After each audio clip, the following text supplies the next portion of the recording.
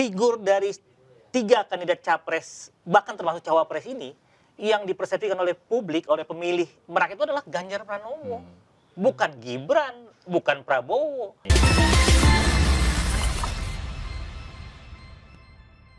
Pohon yang terputus dari akarnya, gitu ya, itu kayak menantang maut kalau dalam kita itu istilahnya, kalau yang nyetir mobil ugal-ugalan gitu. Nah, satu hal, ada yang aneh lagi dalam logika yang sekarang terjadi. Memang ini makanya kenapa sampai saya turun gunung tadi pertanyaan kita di depan, Iwel, karena saya melihat ini bangsa ini sedang mengalami dekadensi moral ya yang sangat luar biasa terkait politik dan kekuasaan. Begini, sedang dikembangkan pemikiran bahwa oh ini Pak Jokowi ini approval ratingnya tinggi gitu. Padahal itu sendiri saya diskusi dengan Pak salah senior kita ya, saya nggak enak bilang namanya. Saya ditanya, Mas Johan, apakah mungkin ini approval rating Pak Jokowi sampai 80-90%? Saya bilang itu nonsense Pak. Saya kasih tahu, inilah yang dilakukan oleh Presiden Jokowi dan pemerintahannya. Yang pasti ya tadi menghalalkan segala cara untuk kepentingannya. Nah, tapi satu yang approval rating itu menarik sih sebenarnya. Bisa kita bahas lagi ya. Nah, approval ratingnya melakukan 70 sampai 80 level confident ya, bahwa itu dianggap presiden tingkat kepuasan di sepanjang sejarah Indonesia punya presiden itu paling tinggi. Tapi jawaban itu sebenarnya sederhana. Bahkan di dunia loh. Ya di dunia mungkin dianggap paling tinggi tingkat kepuasannya. Kalau saya jawabannya sudah ada. Jawabannya itu adalah ada 12 item yang namanya bantalan sosial. Itu kalau bantalan sosial itu misalnya nggak turun, itu jangankan level confident appropriating, yang ada adalah kemarahan kan. Karena di saat yang sama LPG-nya naik, sembako naik, kemudian BBM naik, kemudian listrik naik, gas naik, semua dinaikin kan. Anak celana pendek aja nggak naik kan. Nah, tapi jangan lupa setelah itu Menteri Sosial dan beberapa menterinya menyiapkan program bantalan sosial. Disuntik lagi tuh, akhirnya antrilah di bank BRI, di pos-pos, lihat antrinya panjang kan, pakai tenda. Itu kan menerima bantuan kan. Itu ibaratnya saya sebenarnya, itu yang saya katakan itu adalah bisa saja kepuasan yang semu. Jadi ibarat orang yang lagi play gitu, lagi apa namanya sakau itu loh. Jadi dia itu memang hidupnya susah, tapi dia tidak membayangkan susah karena memang masih ada suntikan bantuan. Jadi itu apa ya, apa nama istilahnya, terhipnotis apa istilahnya. Jadi playnya tuh semu sementara. Nah, ketika bantalan sosial diberhentikan, coba lagi survei, belum tentu segitu. Jadi misalnya harga kebutuhan itu dinaikkan sembako atau kebijakan menaikkan menyengsarakan yang tidak turun itu. Tapi ingat setelah itu 3 bulan setelah itu bantuan sosial kan turun. Nah, habis itu baru disurvei lagi.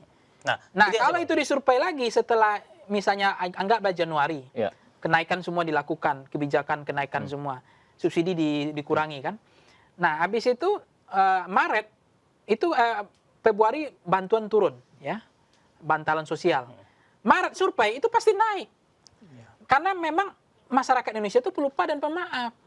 Dan yang bagi mereka kepuasan itu adalah bantuan ini, bukan infrastruktur, bukan soal energi, bukan soal pembangunan. Jangan-jangan mereka puas, buktinya kenapa? Hasil surveinya coba lihat cross check data, breakdown lah. Saya survei misalnya. Itu yang sampaikan oleh yang lain juga setuju saya itu. Tingkat kepuasan 70%, saya juga menemukan. Tapi kalau ditanya soal penegakan hukum, sama dengan surveinya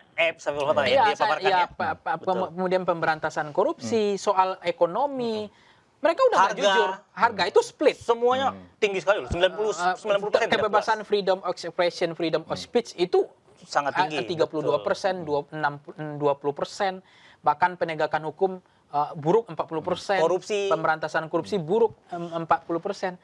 Jadi lebih tinggi lagi. Memang nggak korelasinya nggak antara kepuasan itu mereka kadang-kadang silent majority menyenangkan nggak jujur, itu yang disebut responden yang tidak mau jujur ya, atau kan bahasanya kan puas, cukup puas, tidak puas kan ya puas gitu aja, atau cukup puas.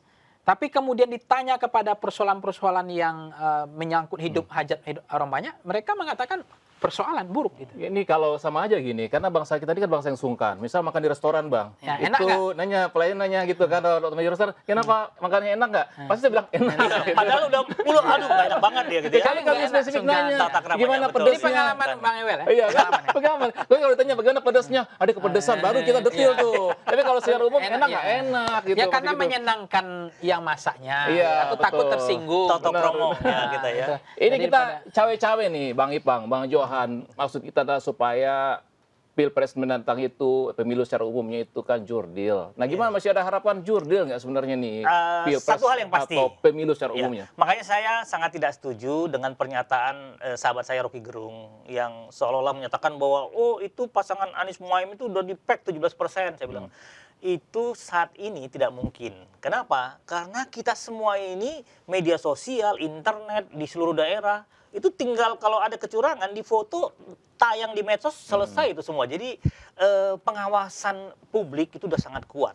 Dan kemudian ini kan terpecah ini semua kekuatan dalam pemerintahan. Jadi check and balance itu terjadi gitu loh. Itu yang sebenarnya juga oh ya, kenapa saya bilang Pak Jokowi periode kedua itu mulai aneh itu pada saat semua partai diambil. Jadi nggak disisakan Cuma hanya menurut saya Bang Johan, Ebi Sopower itu kenapa potensi nggak terlalu kuat?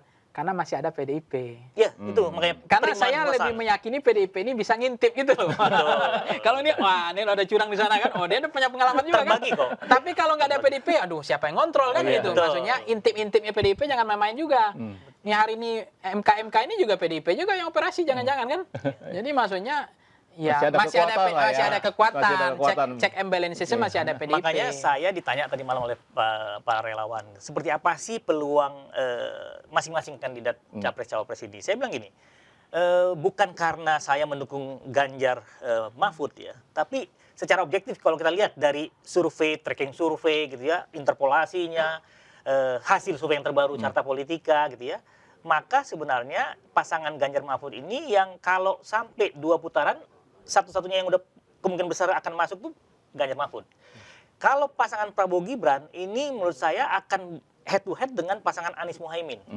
Jadi kalau gelombang serangan sentimen negatif dari rakyat Indonesia pemilih ya, termasuk dari kalangan akademisi, influencer, intelektual, mahasiswa ya, itu kalau terus berlangsung apalagi nih setelah Anwar Usman dipecat ketua MK, selanjutnya apa? Mundur dong sebagai hakim MK. Itu akan bergulir lagi. Setelah itu apa? Udah mundur, pidananya itu masih ada loh celah hukum untuk mempidanakan Anwar Usman, karena nggak bisa hanya melenggang gitu selesai gitu. Saya udah bikin kejahatan ya, skandal yang luar biasa, terus melenggang aja selesai gitu. Nah itu masih akan banyak nanti tekanan dari publik.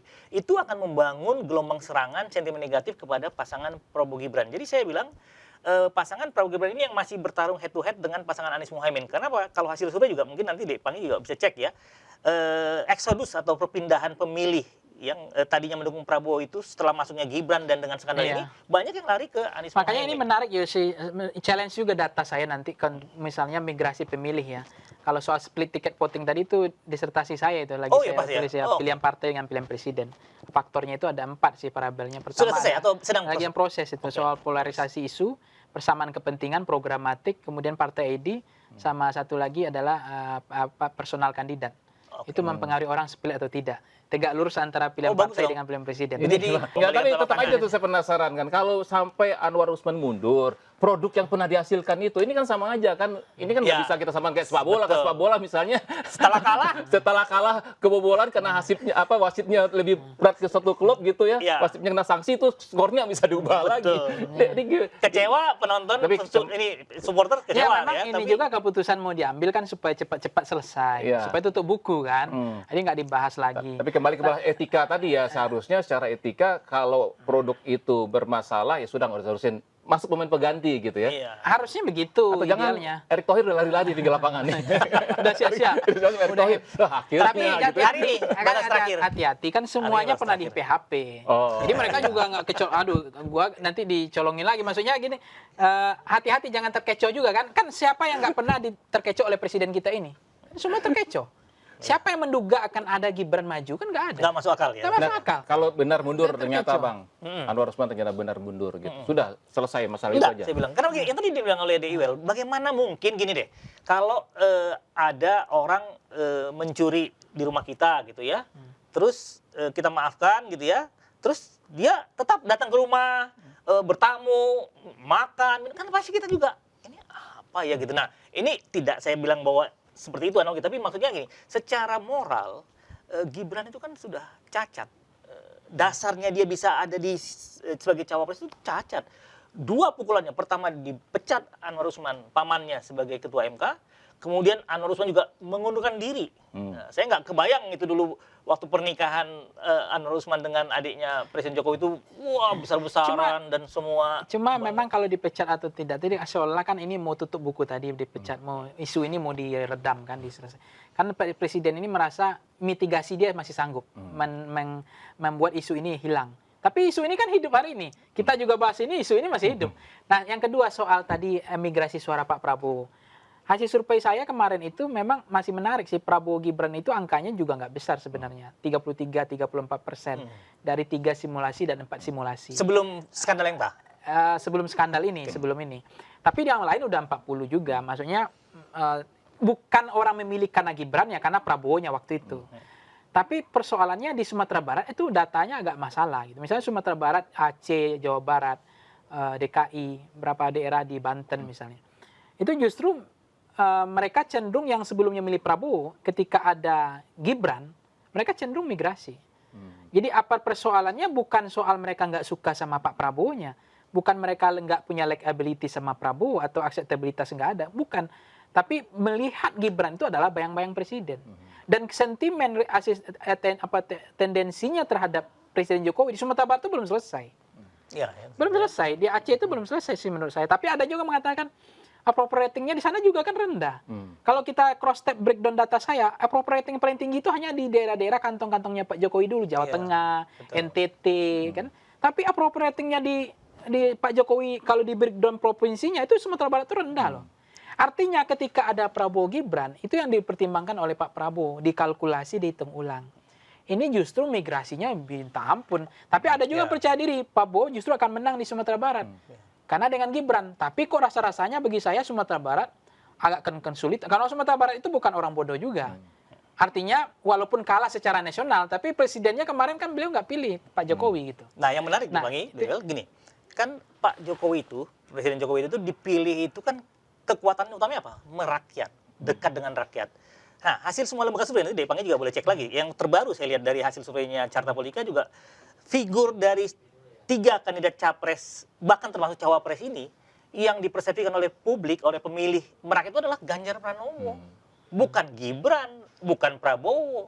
Nah, ini yang saya juga membingungkan logika yang absurd dilakukan oleh para pendukungnya Pak Prabowo gitu. Seolah-olah nanti mungkin Depang ini menarik untuk disertasinya itu risetnya. Jadi ini split voting ticket itu tidak hanya terkait parpol dan capresnya, juga tadi terhadap dukungan dari katakanlah Jokowi ini dianggap sebagai tokoh atau figur yang dianggap sangat ada di belakang Prabowo Gibran. Nah, apakah iya publik akan melihat bahwa Prabowo Gibran itu merakyat? Sementara mereka tahu, bahkan di survei juga mereka tahunya yang merakyat itu ya Ganjar Pranowo. Gitu. Bahkan sekarang udah ada pergeseran juga sih. Perilaku karakter pemilih itu lebih cenderung juga bersih, peduli, bersih dan bebas dari korupsi. Karena ada kerinduan juga. Sederhana itu dekat dengan rakyat atau perhatian sama rakyat itu udah mulai poin nomor 2. Maksudnya etapa kedua, etapa pertama itu hari ini soalnya butuh pemimpin yang bersih. Bersih ya. Nah maksudnya itu kan ada Mahfud MD yang bisa bantu untuk menyelesaikan itu kan. Makanya Mahfud bilang, ya persoalan ini hampir separuh masalah Indonesia selesai kalau penegakan hukumnya beres. Pemberantasannya, korupsinya bagus. Jadi ada juga persoalan hari ini, tiap pemilu itu etapenya beda-beda. Kalau pemilu sebelumnya kan butuh pemimpin sederhana, merakyat, perhatian sama rakyat. Nah sekarang udah bergeser loh. Hasil data survei saya itu justru mereka merindukan pemimpin yang bersih, bebas dari korupsi, termasuk nepotisme.